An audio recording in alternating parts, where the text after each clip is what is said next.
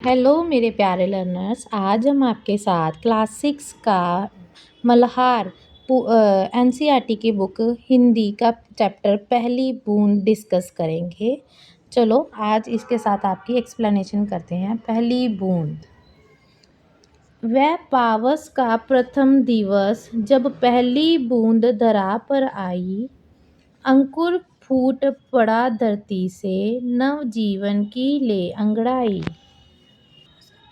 इस कविता में प्रस्तुत जो कविता हम पढ़ रहे हैं पहली बूंद, इसमें कवि गोपाल कृष्ण कौल जी के द्वारा रचित कविता जो पहली बूंद है उससे कुछ पंक्तियां ली गई हैं। पावस का अर्थ है इसमें वर्षा।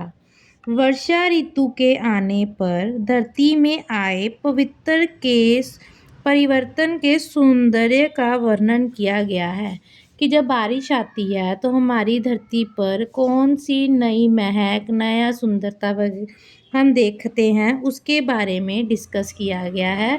वह पावस का प्रथम दिवस जब पहली बूंद धरा पर आई, वो वर्षा का पहला दिन, दिवस मतलब दिन, पहला दिन जब पहली वर्षा की बूंद धरती पर आई, अंकुर फूट पड़ा धरती से, नव जीवन की ले अंगड़ाई।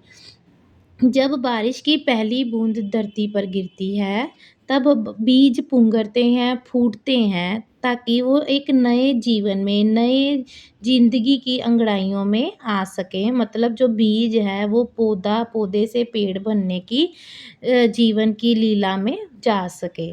तो अंकुर फूट पड़ा धरती से, नव जीवन की ले अंगड़ाई। अगले भाग में लिखा है, धरती के सूखे अंधरों पर गिरी बूंद अमृत सी आकर, वसुंधरा की रोमावली सी, हरी दूब पुल की मुस्काई, पहली बूंद धरा पर आई।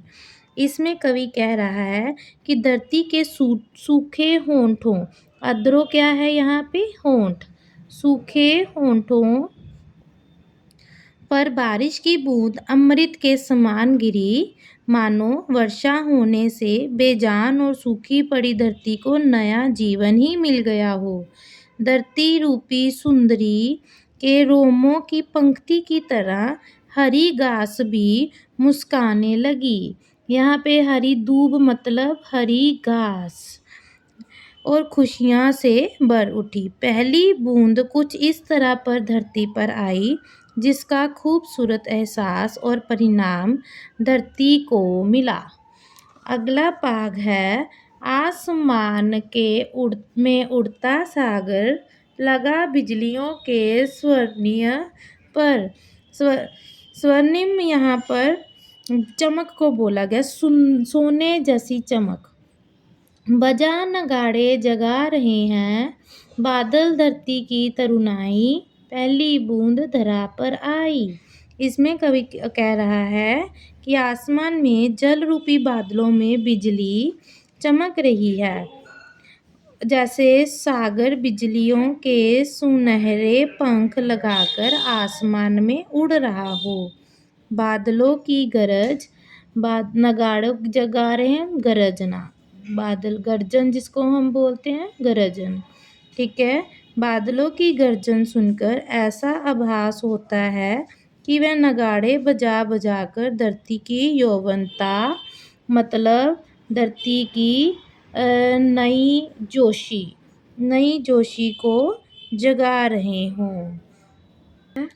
नीले नैनों सा ये अंबर, काली पुतली सी ये जलधर, करुणा विगलित अश्रु बहाकर धरती की चिर प्यास बुझाई।